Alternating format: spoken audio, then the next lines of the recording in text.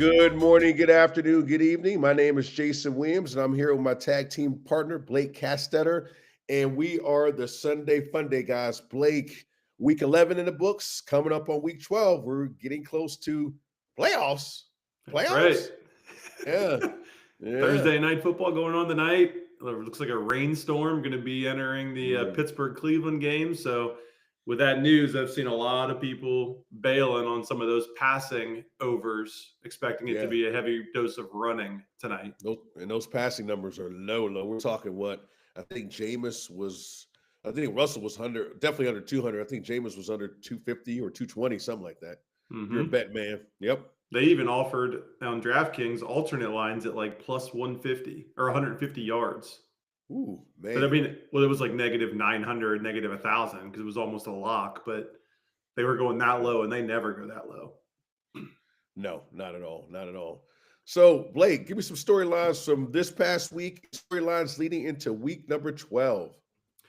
So another big explosion by the Lions. I mean, they are just absolutely destroying teams. We saw it coming. They put up 52 points and basically packed Doug Peterson's bags for him. I mean, I he's going to be fired. Taysom Hill Yeah, creating new records, passing, catching, running, and returning. They never been done before. amazing. Amazing. If you had him I, in your I lineup, that was a cheat code. yeah, and then where do you play him? Because in most fantasy leagues, I see him as a QB. I don't know about you, but I've seen him as a QB and or a tight end. I haven't seen him as anything else. So what about you? What have you seen Taysom Hill as in some of your leagues? I know the two leagues I'm in of record, Sleeper and Yahoo, both have him as a dual QB and tight end. You could put him in either position. So then you could also put him in your Mm, flex. Yep, yep, that's what I got as well. You can always count on at least one or two of these games from Taysom Hill. It's just a matter of when's it going to happen. Right. Yeah.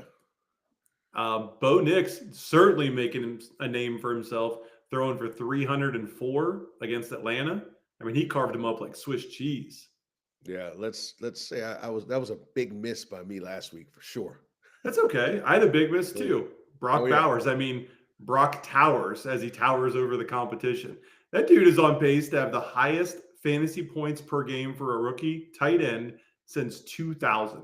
He is Yep. matchup proof at this point.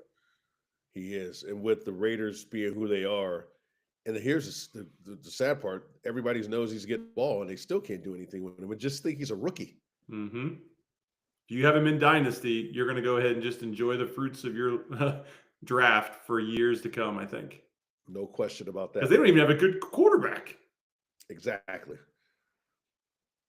Imagine if Aaron Rodgers goes there this year or next year. I mean, Stop. he's not going to be a Jet. He's not going to be an NFL player. He's done. Oh, no. He'll play another year, and I would be willing, if there was a bet, a futures bet on it, I would throw it at Tennessee. Tennessee Titans. I bet he ends up in Tennessee. And what does that mean for the Titans? Absolutely nothing. I mean, What Calvin does it Ridley is mean? going to have Like a they're better gonna quarterback throwing to him. okay, but overall, is that going to make them a challenger to the Texans? Hell no. No, Yeah. no, it's So just again, name recognition. so you mortgage it again. The Jets have mortgaged their future on a guy that's 41 years old, and hmm they're done. They're gonna take at least a couple more years to rebuild that team, and they got great skill players. That's the sad part. So the Titans would do the same thing. That would be a serious mistake by any team. We'll see. But maybe they get a low draft pick because he's essentially washed up. So they're not getting all the things the Jets gave to Green Bay. Right. We'll see. You're right. All We'll right. What see. else from week 11 and or heading into week 12? Uh, New wide receiver one in San Francisco.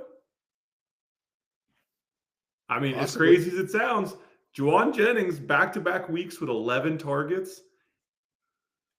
He's got more points per route run than Justin Jefferson. That's amazing. Per route I run. That's insane. I yeah, I'm not shocked about he's actually a really good player, but I'm just shocked that he's gotten to the point where he's really, really fantasy relevant. Like before, he was kind of like, okay, a bye week filler. Now he's a solid potential number two. Oh, he's potentially a league winner. He could be. He could be. Danny Jones benched and is listed as fourth QB on the depth chart.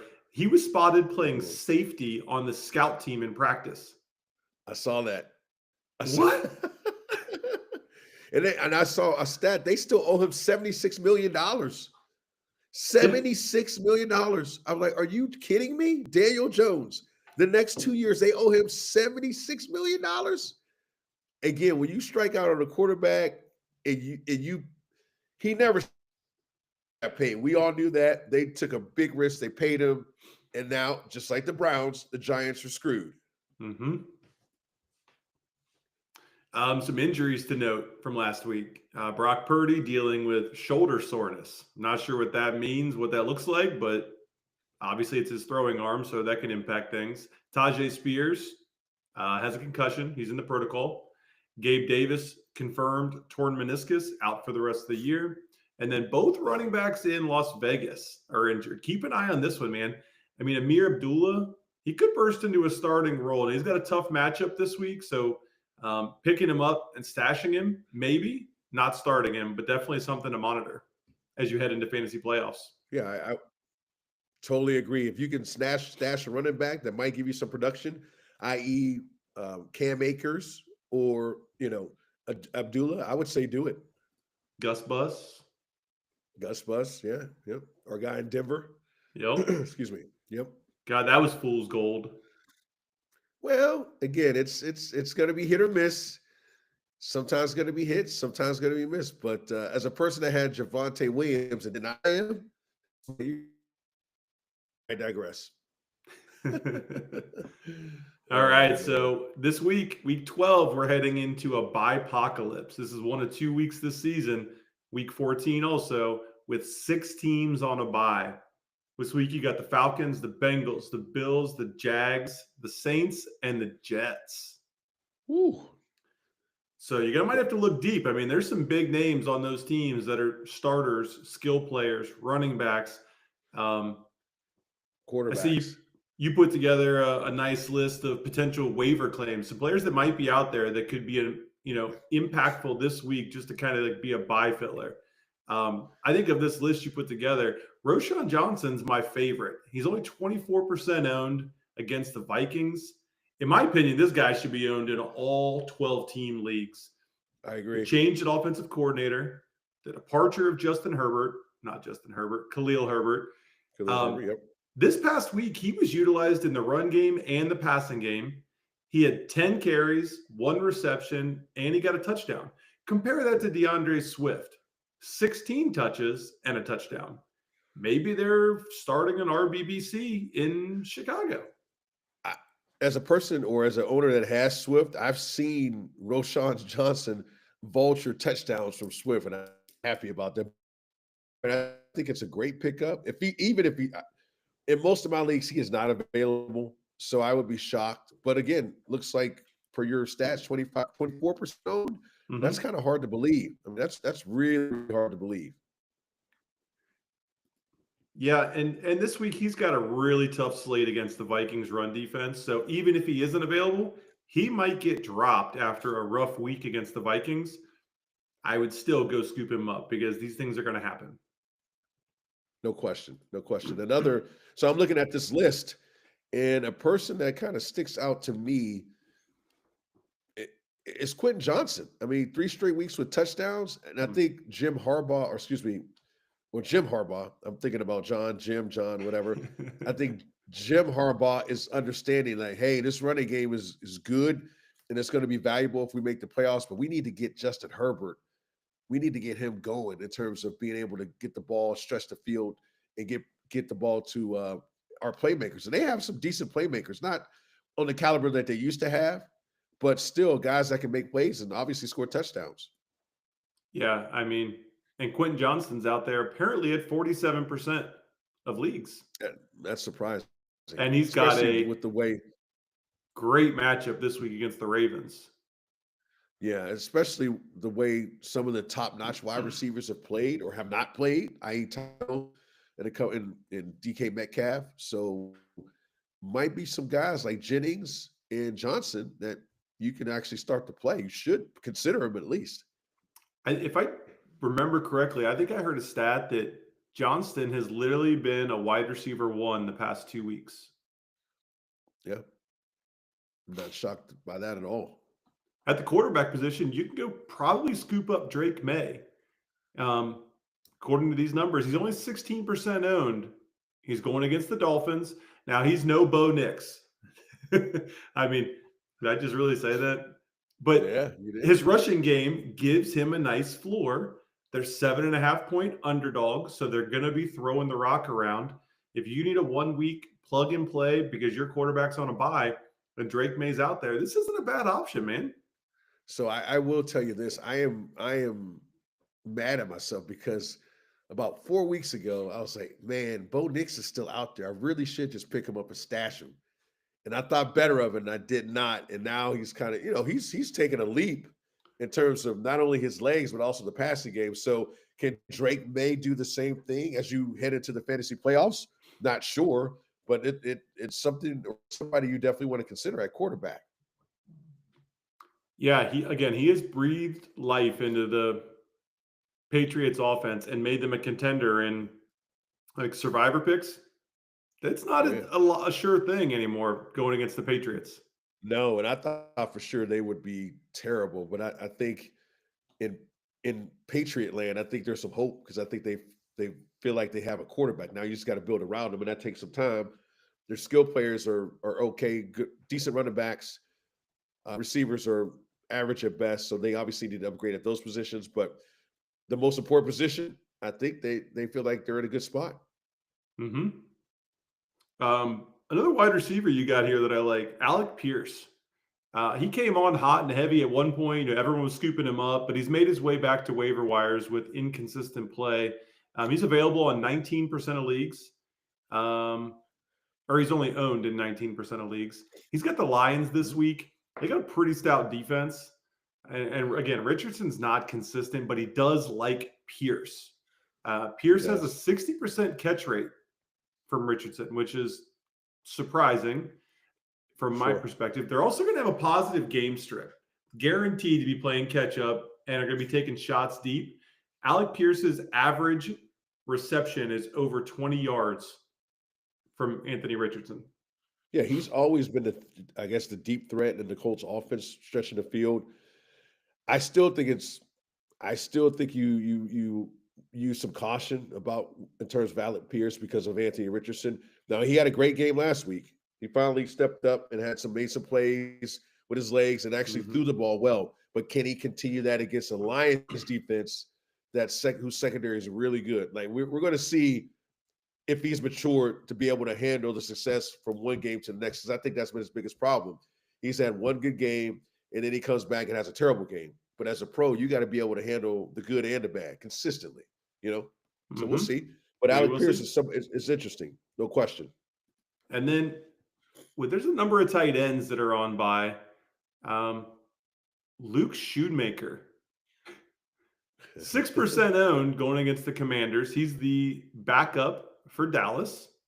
When he filled in week 2, when Ferguson got hurt, he played well, but he had Dak. Last week, Monday night, when Ferguson went down with concussion, Luke ended up catching 6 passes on 10 targets. Now, I don't know how the Commanders defense does against the tight end position, but 10 targets is 10 targets. And if you need a 1 week filler. You got to look at the game script. I mean, the Cowboys are going to be down most likely, and they're going to be throwing the ball, and he's going to have opportunities to get targets. And as a tight end or any type of skill position, receiver, running back, if you're down, you're going to be down, you got to throw. You're going to get some play. But again, is it a stretch to put this guy in your lineup? Sure. Is he somebody you can potentially fill in? Yeah, you could. But in my opinion, I think there's still guys out there that can produce better than him at this point. But again, somebody you should keep an eye on. Yes, sir. All right, so you want to head into our start sit of the week? Of course. I can't believe we're getting close to Thanksgiving, and I can't wait to our Thanksgiving Sunday Fun Day Guys episode. It's going to be fun. We're going to have some. We're going to up a little bit to honor the holiday, and we'll get into more of that next week. But for this week, Blake, let's start with your quarterback start. Who you got this week? Jaden Daniels. He was on a burner for the first 7 weeks until he went out with his injury. And past couple weeks, he's not been the same. Let's just put it that way. But I think this is a get right game for him. Plenty of rest because he played Thursday Night Football last week, going up against the defense and the Cowboys that played Monday Night Football. So they're on a short week. Mm-hmm. The Cowboys have a depleted edge rushing core with DeMarcus Lawrence, Marshawn Kneeland, and Sam Williams all on the IR. Ooh. Combine that with Jaden Daniels' 13% scramble rate and 15% designed run share. From my perspective, that's a high floor and a completely wide open ceiling. I have no how high it could go. Agreed. Well, I think we're on the Commanders train this week because they're playing the Cowboys, and we'll get into more as the show goes along. But yeah, I'm starting him, no question, no hesitation. He should carve up Dallas's defense like a Thanksgiving turkey, or at least produce in some way, shape, or form better than he has over the last month. And again, he's been hurt. He's had some injuries, but you talk about a get-right game, this is definitely a get-right game. I think so, too. Yes. And I think it's all of Washington's offense is going to get right. Oh, we're going to get into that again. You're a perfect segue. But I'll give you my starting quarterback, and then we'll talk more about the Commanders as we go. So my start this week is Justin Herbert. Wow. Been a minute since we said his name, right, Blake? This guy was like the quintessential drop back passer, big arm, tall, strong, can run. We haven't mentioned his name a lot. Well, now for the last several weeks, we've seen the emergence of Justin Herbert to complement Jim Harbaugh's running game. And we know how Jim loves to run the ball. But I think, again, as a coach, you have to understand that at some point you're going to have to be able to open up the playbook and get these defenses to play the pass as well as the run. So I'm starting Justin Herbert not only because he's been hot, most importantly, he's going against the Ravens, whose secondary is the worst in the league and giving up the most passing yards. So I feel like I could honestly say at this point you can start Justin Herbert with confidence against the Baltimore Ravens. Yeah, and I was looking at his lines for today's show. 255.5 is his passing total. Experts said take the under. But Justin Herbert has averaged 274 yards per game over the past 5 weeks. And on top of that, the Ravens have allowed an average of 305 yards per game over the entire season. And I think this is going to be a shootout of a game. So I'm 100% with you and start Justin Herbert top 8. I agree 100%. Yep. So, and again, it's a shootout. So again, we can talk about betting lines, but whatever that over is, definitely pay attention to that. All right. Who's your sit of the week, Jay Will? Mr. Sam Darnold. So I believe we're starting to see a little bit of an inkling of the old New York Jets Sam Darnold, the one that was taken in the first round, very high pick. Again, over the last couple of weeks, he's been struggling with turnovers. Again, I know they played Tennessee and they won that game, but I am not sold on Sam Darnold long-term in terms of the Vikings in their position. So at this week, even though they're going against the Bears defense, that's 9th against fantasy quarterbacks, so pretty good. I would sit Sam Darnold until he starts to show us what he did in the first month as opposed to the last 6 to 7 weeks. I'm sitting Anthony Richardson. Oh, all right. He had a good week last week. He did. But he is facing a defense. I mean, the defense he played last week is much different than the defense he plays this week. Which in the beginning of the year you wouldn't have said. If you had money, if you were better, you would have said the Jets defense would be way better than Detroit's, and it's actually flipped. Yeah, crazy. And the Jets had fallen off. They started off pretty hot. Yep. but they have definitely fallen off. Even their pass defense, which is crazy with Sauce Gardner and Yeah. his surrounding cast. But Anthony Richardson, I mean, does lightning strike twice? Can he find consistency? I'm going to be a betting man and say that I don't trust Mm, it. I don't trust it as far as I can throw it. He might get a lot of throwing attempts, but I wouldn't be surprised if some of those come back the other way. Oh yeah. Oh, definitely. Like I agree 100%. And I feel bad for the Colts because they get glimpses of what he could be, and they get regression. They get a glimpse and they get regression. So as a fan, man, you don't know. Like you're like, well, what's our situation? What do we have? So you're right. I would sit him until proven otherwise. I mean, he needs to be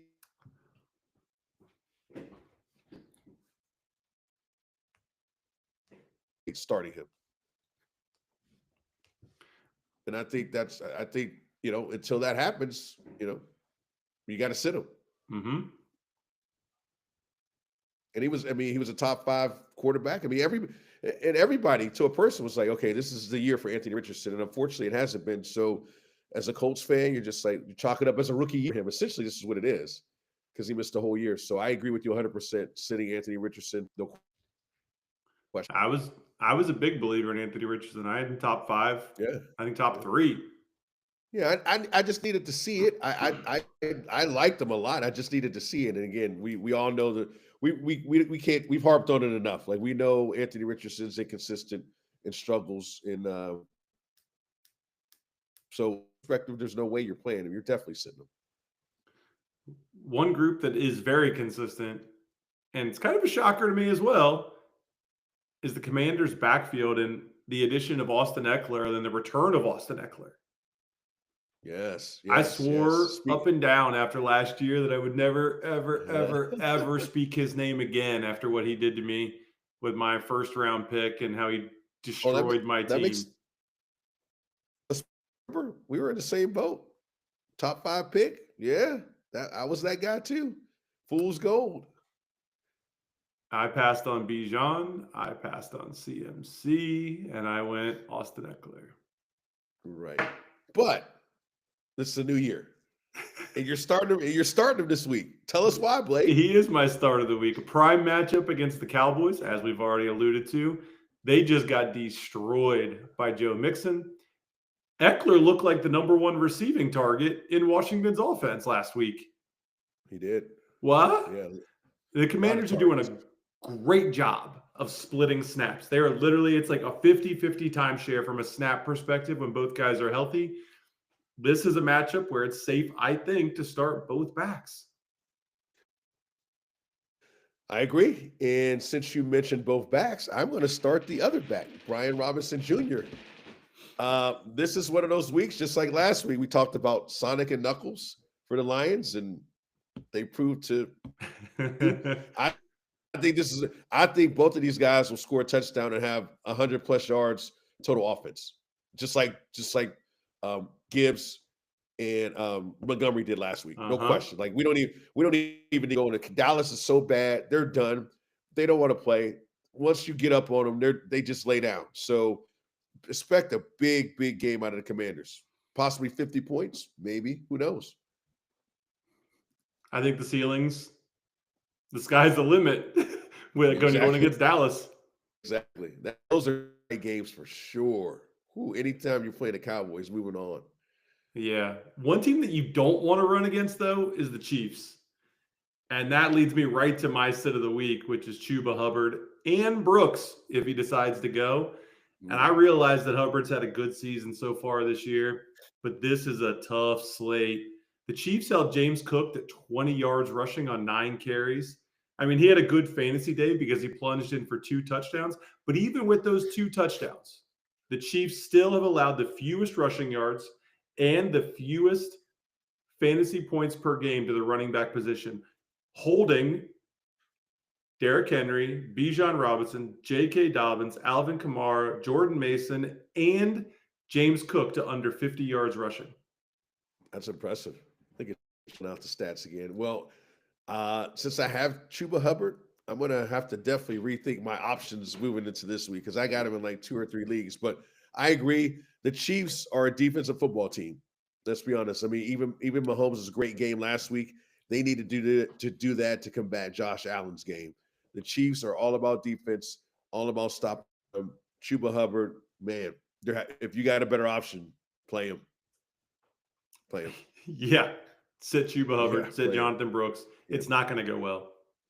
No. So my sit of the week is probably a little bit of surprise. It's Josh Jacobs. Now I don't have really a rhyme or reason for sitting Josh Jacobs other than the 49ers lost a heartbreaking game last week to the Seahawks on the Geno Smith run. And quite honestly, I think they're pissed off about it. And I think the best way to do that is to come. They're playing this week, which is the Green Bay Packers. And the best way to beat Green Bay is actually make Jordan Love throw the ball. So what that means is stopping Josh Jacobs. There's going to be a premium for the Niners defense in terms of their rushing defense to stop Josh Jacobs and make Jordan Love throw the ball, because we've seen that Jordan Love likes to throw the ball to the other team a lot. So it would behoove the Niners to try to stop Josh Jacobs. So I think they're going to make a concerted effort to stop Josh Jacobs this week. So again, obviously you would probably play him, but temper your expectations this week against the Niners defense. It'd be really hard to sit Josh Jacobs. It would be. I get it. Yep. It's always a tough decision who to sit. Honestly, it really is, because you never know. Some are easy. Like Chuba's easy. I feel like that's Chiefs defense, but Josh will be a little bit difficult. But I do think the Niners will show up and make it a close game, and their focus should be on stopping Josh Jacobs. Yep. Make love beat you through the air. Yes, no question. So, all right. Speaking of beating you through the air or on the ground, your start of the week at the wide receiver position, Terry McLaurin. Scary Terry. And it is scary. Did you see what he did last week? I did. Right? I did. He killed multiple parlays for me single-handedly. I know. That's why he's going to rebound, Blake, this week against the Dallas Cowboys secondary, which is terrible. Like, we already talked about how bad the run defense is. Well, the secondary ain't. So again, Terry McLaurin, you can start, the other two receivers. You can start the tight end. You can start backup tight end against the Cowboys. They're all going to get played this week. So my start, Terry McLaurin. Again, no rhyme or reason other than the Cowboys are just terrible on defense. And that's it. That's all really I have to say about that. All right. Well, I'm starting Juwan Jennings at wide receiver. Oh, you're on the bandwagon big time. You're like the conductor leading the train on this guy. I love it though. I'm telling you, I'm going to keep backing this dude until he proves me wrong.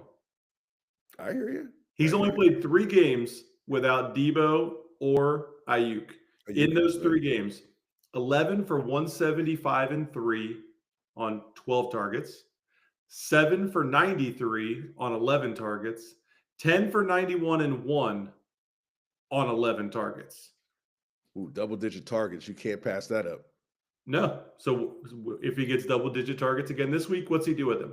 So he is playing against the Packers team that's decent against the pass, but they're likely without Jair Alexander again. He left, so he ended up playing last week, but he ended up leaving after 10 snaps with that knee injury. He's been in and out all season. If he's not out there, that pass defense is not the same.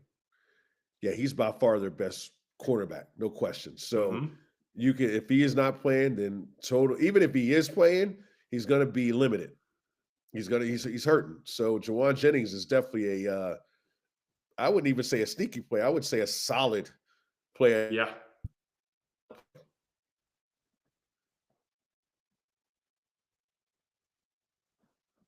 Who you got at wide receiver? Who you going to sit? Who am I going to sit? Oh, Malik Neighbors, Blake. I mean, Tommy DeVito. Again, Tommy, we're back on the Tommy.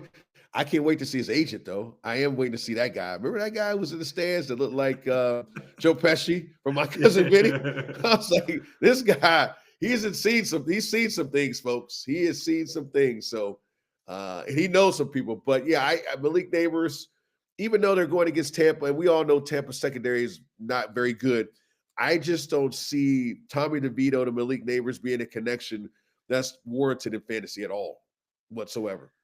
The only devil's advocate I'll play here is And you got a backup quarterback coming in, and they do one of two things. They either have a relationship with another receiver that they have sure, commonly thrown to in the practice squad, right? or they pepper the absolute you know what Got a number in one, force feeding it to the number one. right? Yeah, it could go either way. I agree with that, but and just with the Giants' offensive line, their issues. I mean, they have good running backs. Thank God for that, or they'd really be in trouble.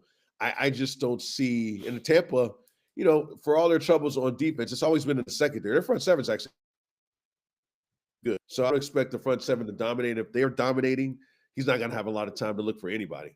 So my sit of the week is Malik Neighbors. My sit of the week's Jalen Waddle. Ooh. I was high on Jalen Waddle, back-to-back 1,000-yard seasons. I'm like, this guy is going to get a rebound year. He was hurt last year, yada, yada. I said all the things. Mm-hmm. And he has been literally one of this year's biggest wide receiver busts. It kills me. He hasn't scored more than 8.5 points in a game since week 2. He hasn't been able to exploit good matchups, and he isn't even getting the targets. There's no reason he should be in your lineup. There are waiver wire receivers that are more reliable, available to play. So are you cutting Jalen Waddle to pick up Juwan Jennings? You can't pick up Juwan Jennings, but if Okay. he was available, without question, I would pick up Juwan Jennings for Jalen Waddle. Quentin Johnston. Yeah. Okay. Just throwing that out there. Okay. I can't have 0 weeks, 0 point listen, weeks, 2 point weeks. I agree with you 100%, bro. I mean, I at this point in the season, if he's not producing, he's out. He's just not even on the team, not sitting on. He's totally out. So, and he's not the only one that's in Miami that's been a bust. I mean, obviously, we've talked about Tyreek Hill, his production or lack thereof production this year. So, even with Tua back, Tyreek Hill's stats have kind of gotten better, but Waddle was suffering, which is crazy. But ironically enough, Jonnu Smith is getting the ball more, so maybe that's taken away from Waddle's touches. And there's two ways to look at dropping a player. Yeah, it sucks to drop a big name player that you're not starting, but someone else is going to pick that player up and probably going to start them. Right, and it could be against you in the playoffs. Right. But again, honestly, I agree with you. If he's not producing, get rid of him. So I totally agree with your sit of the week, and that the Jalen Waddle, again, the sits for wide receiver are Malik Neighbors and Jalen Waddle. Now, the infamous tight end position, Blake. Yeah, and my start of the week is I literally didn't even the see guy this. taken away from Jalen Waddle. It's Jonnu Smith. I spoke his praises last week, and he showed up. You did? He did. Ooh, he did. He's second in the team in targets and yards, only trailing Tyreek Hill. Since week 7, he's gone 25 for 308 and 2 with a 23% target share or target rate and a 21% target share. Now, this week he's got the Patriots. His first matchup against them, back in week 5, he went 5 for 62 on 8 targets. That was before he was even involved in the offense. Now he is much more involved, as we can see, and the Patriots are going to be without Jabril Peppers again. Look for Jonnu Smith to have a big week. And remember, Jonnu used to play for the Patriots, so there's some revenge a little bit in that. Yeah. But no, he's been probably the surprise tight end over the last month. He's literally just come out of nowhere and he's producing. So yeah, if for some stretch you need a tight end, I mean, he's definitely the guy who's hot right now. Will that continue? We don't know, but right now, I mean, he's definitely in play at the tight end position. And if you don't have a really solid tight end, that's a dude you start. Oh, yeah. Yep. Speaking of really solid tight ends, Mike Week is my guy.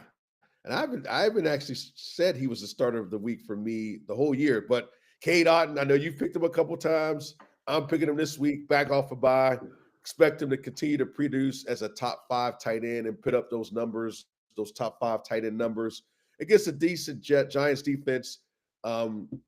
Mike Evans is back, which is a good Yep. thing. It's going to free him up a little bit. So I would expect Cade Otton to literally pick up where he left off before the bye. So you just mentioned Mike Evans. Back to Yes. back to back to back to back to back 1,000-yard seasons. He's at 335 yards with 7 weeks to go. Oh, I think he'll get it. Think so? Oh yeah.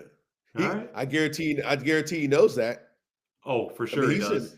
he's in rarefied company if he gets another 1,000 yards. He's already there. Right. I mean, he's a Hall of Fame wide receiver. I mean, bar none. Like if his career stopped this year, he would be a Hall of Fame receiver. Now, would it be first ballot? Doesn't matter. He'll get in at some point. I agree with you. Yep. Who you sitting this week at tight end? So I'm actually sitting Sam Laporta. And people might be like, well, I know he was out last week. Why in the world, Jason, would you sit Sam Laporta? Here's my reasoning for sitting Sam Laporta this week. They're playing a decent Colts team, not a juggernaut. So they have enough talent, in my opinion, to beat them.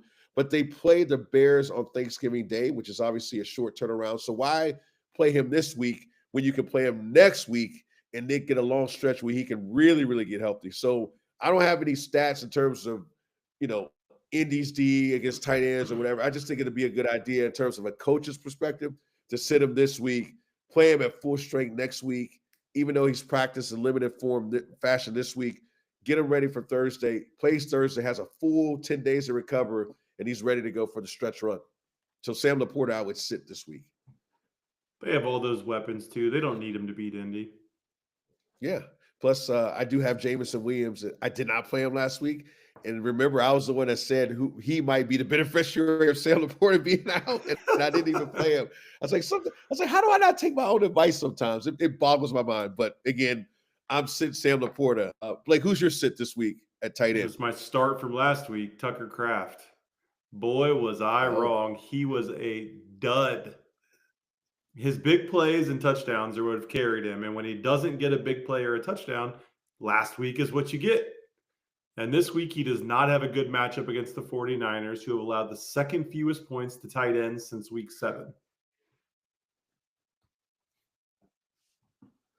Well, what that tells me is you probably should not be playing him. That's right. Sit him. I mean, yeah, sit him. I mean, Tucker Kraft's been hit or miss. To your point, like he's been either really good or non-existent. And again, at this point in the fantasy season, where you're jockeying for playoff positioning, you could, you're in a game out from making it or a game out from a bye. That stuff is important. You can't have guys that are hit or miss. You need consistency, especially this time of year. So totally understand your reasoning for sitting Tucker Kraft this week against the Niners. Yeah, I mean, if you're looking for, a boomer bust kind of guy, I mean, he is a boomer bust kind of guy at the tight end position. And, you play your boom guys when you're going up against somebody that just had Jamar Chase, and you just have to go for gold in order to pull out the win, right? Mm-hmm. Yep. But on a regular basis, you want that consistency, at least from my perspective. I think you got to have it this time of year. I mean, you're getting to the point where you have a small margin for error in terms of wins and losses. One win can put you in, and one loss can put you out. And being consistent at all positions, you're gonna need that to make your playoffs or whatever format you're in. And when you have guys like Tucker Kraft that come in and are hit or miss, there's just better options out there at this point. And you got to, again, as a GM and as a fantasy manager, you got to be able to find those options. And again, for him, he's just not an option. Again, in my opinion, at this point in the season, when you're jockeying for playoff positioning. All right, man. This is our gold mine. This is our favorite segment. Where is survivor picks of the week? Where are you going with your safe and caution pick? Your advice for survive in advance, week 12. Oh, I'm going to the nation's capital. I'm assuming the game's in Washington. So, man, those Commanders fans are going to have a field day this week. They're going to have a party like you've never seen before against the Cowboys. Again, I don't care if it's a division game. The Cowboys are bad. And the worst part is they know they're bad. We already mentioned it. We're starting all of our Commanders this week. We're starting John Riggins. We're starting Joe Theismann. We're bringing guys. We're bringing guys from the '80s back to start against this Dallas team. So that's my safe pick: the Washington Commanders over Dallas. My caution pick, staying in the division, is Philadelphia Eagles traveling to LA to play to Los Angeles Rams. Now, the Eagles have been playing pretty good. I don't feel like their competition's been great, in my opinion. And that's but I think we're going to get a stiff challenge from the Rams, who went cross country to Boston to play the Patriots and put a pretty good whooping on them. And that's hard to do as in New England when you play the Patriots. Also, Matthew Stafford seems to be getting hot again. He ran cold for a couple weeks and now he's hot again. 4 touchdowns against the Patriots. I love to see the last time somebody threw 4 touchdowns against the Patriots. It's really hard to do. So my caution pick is Philly fans. Watch out for the Rams this week in LA. Yeah, LA's got all their weapons back, and Parkinson looked good. And then you got Puka, and you've got Cup. And I'll tell you, as much as Philly's defense gets credit for being a good run-stopping defense, if you look at the splits, they're not really that great of a run-stopping defense, which is why – who did they play last week? I don't remember. Who did Philly have? Come on, man. Well, let's look it up. We got some time. So Philly played. They played. No, they didn't. Oh, I pulled up the wrong week. They played the Commanders. Commanders, yeah. And I was all in. On Thursday night. On Thursday night. We got to mention that, yeah. And I was in on Eckler and Robinson because I saw those splits on how the run defense really hasn't been tested. It's never their big run defense, their great games were against very poor run offenses. Yeah, I mean, I'm looking at their last 4 games. Bengals. Well, let's even start. Browns, Giants, Bengals, Jags, Cowboys, Commanders. Now, you can't. Those defenses are terrible, honestly. So I think the Rams are going to give the Eagles some problems. Because I'm willing to take. I'm going to look very closely at the Kyren Williams lines. Oh yeah, I would too. Because they're going to be low. Yep. Because the Eagles have a good run defense. Right. Exactly. So yeah, that's my pick. Caution Philly over the Rams. Who's your safe and caution pick this week, Blake? I'm picking on a team that has no defense at all, and that's the Panthers. It's safe to pick Kansas City over Carolina. They are favored by 11. They have an 83% win probability and a 24% popular pick. They are the most popular pick this week. I wouldn't be surprised if people out there still have Kansas City available because they've had a tough running. They have a tough schedule. They haven't had any real true layup games that you're like, oh, that's a win. This is a win. This is one of those games where you can just lock it in, survive in advance. They're coming off a big loss. They are going to rebound against Carolina. I feel sorry for Carolina. They are an offense. They're a defensive-oriented team this year, but the offense is going to come out and absolutely pound them. I'm going to take. Sorry for Carolina. Whoa. I'll take the Chiefs covering 11. Listen, I took Detroit covering last week. So did I. 14.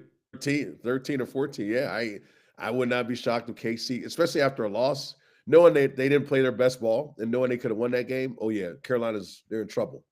No question. And so if you still have KC, you can use them this week. They do have some future value, though. Week 13 against Las Vegas and Week 15 against Cleveland. So if you have KC and you have Washington, maybe take the Washington pick.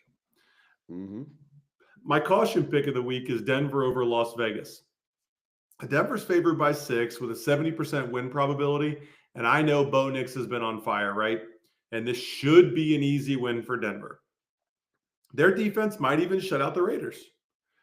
But what if the rookie makes a mistake and the Raiders defense scores? It is a division rivalry.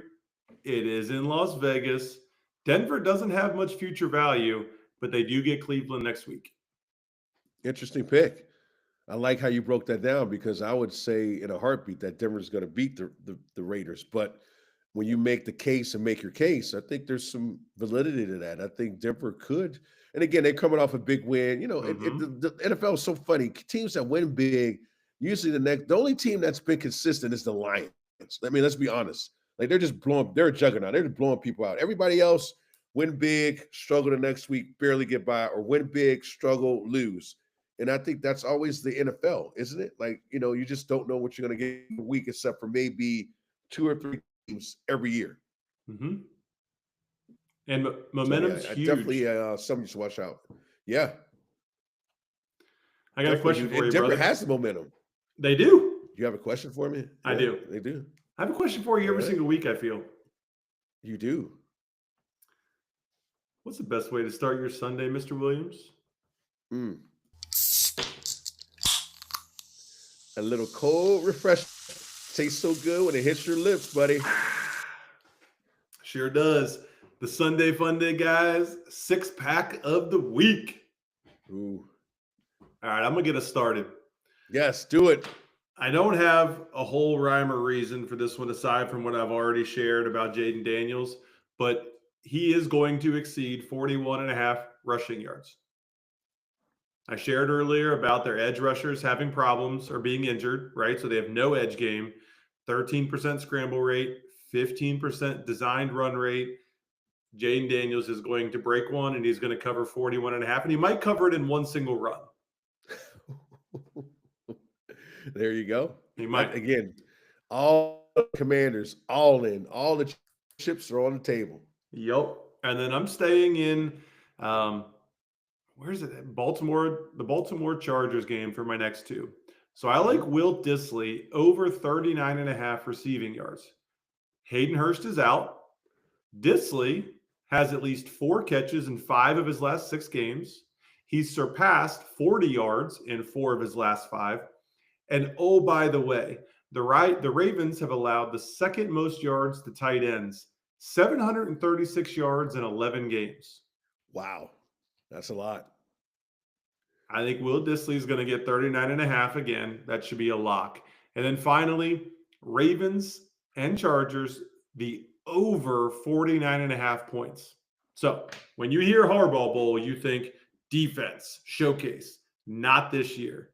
Baltimore leads the AFC in offensive scoring at 30.4 points per game. 6 of Baltimore's last 7 games have gone over 50 points. The Chargers have scored 26 or more in their last 4 games. This is going to be high flying this week. Both teams have good run defenses, so they are going to be throwing the ball all over the place. I'll take the over 49.5. Agreed, 100%. I think this is going to be a shootout.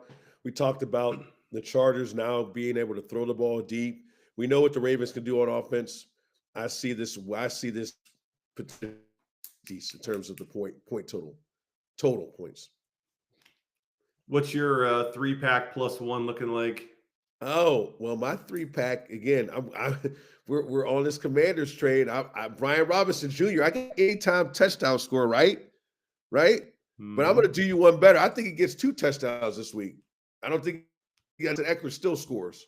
So Brian Robinson Jr., not just an anytime touchdown scorer, 2 touchdowns this week against anemic Cowboys defense. So that's I throw one. a Eckler pick in there as well. Make it 3. Oh, yeah. Yeah, no question. So my second one is a guy that I have been critical of, but I'm gonna swallow my pride a little bit. Kyler Murray has been playing the last several weeks. Has been playing great. I will give him all the credit in the world. He stepped up. His team's in first place. So if his team is in first place, that means he's playing good.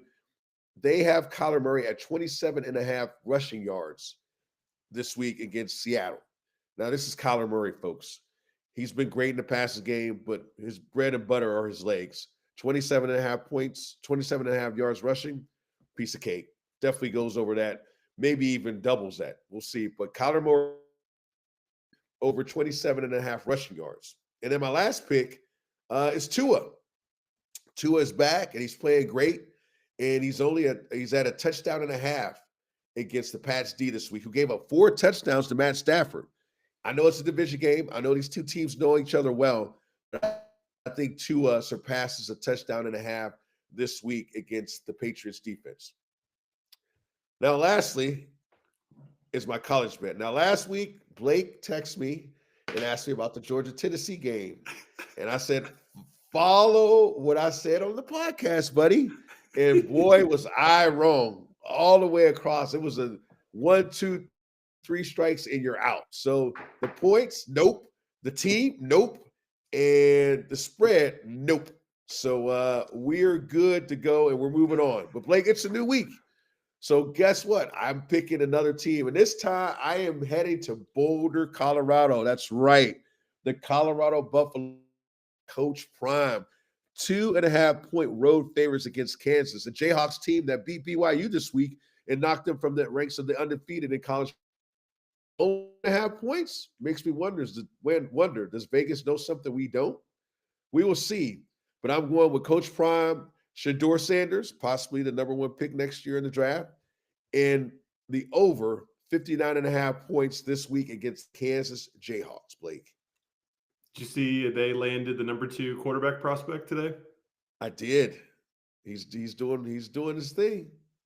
Coach Prime he's doing it. He's got Warren Sapp out there. He's got T.O. out there. He's got all these guys out there. These kids, even though they were probably 5 or 6 when they were playing, listen, they can relate to these kids. And I hope he stays out there. I mean, there's been just some talk of him going to Dallas, which I think would be a terrible mistake. But at this point, going with Coach Prime and the Buffs to cover this week against the Kansas Jayhawks. All right. Well, I do have a fun fact for us. I was able to find another one. Chris Boswell is low-key having an MVP season for a kicker. He scored 129 fantasy points. That's more fantasy points than some recognizable names, some guys you might know. Najee Harris, Travis Kelce, Jonathan Taylor, Cooper Kupp, DK Metcalf, Tyreek Hill, A.J. Brown, Devontae Adams, just to name a few. Let's see. Jonathan Taylor I have on my team. First round. Metcalf. Yep, first round. DK Metcalf I have on my team. Third round. Tyreek Hill I have on my team. First round. Devontae Adams. Second round. Thank you, Blake, for rubbing it in, putting salt on my wound, because these 4 guys have done nothing and have been outscored by a kicker, which makes me want to throw up. Great fun fact, but it makes me want to throw up. This is crazy. What is going on in this world? The kickers are outscoring stud receivers. Amazing. Yeah, amazing. I think we had a Brandon Aubrey fun fact earlier this year, didn't we? We did. I mean, it's the year of the kicker. I mean, it really is. I mean, it pains me to no end to say it's the year of the kicker. I'd rather say it's the year of the quarterback. I'm saying it's the year of the kicker, and it's true. These kickers are hitting 60. I mean, Brandon Aubrey hit a 64-yard field goal like nothing that was the highlight of their game. He crushed the kick. Yeah, he crushed it. But that is an interesting fun fact, Blake. We appreciate you coming up with these nuggets every week. And I don't really have a lot to say after that kicker deal. That's disappointing to me. But hey, kickers are people too. They tell me. That's what they tell me. I can't believe leagues still have kickers. Anyways, all right. So if you are listening to us on Apple or Spotify, please subscribe, give us a 5-star, leave a review. Those things go a long way. I know we've hammered home the Facebook, the Instagram, and now the YouTube. But wherever you're listening to us, please give us a like, a subscribe, and a thumbs up of any sort. Just letting other people know that we're out there. And then, like Jason always says, if you take something from this one and you think someone could benefit from it, obviously don't share it with someone in your league because that just makes them better. But if you know somebody else that does fantasy football, share it with them.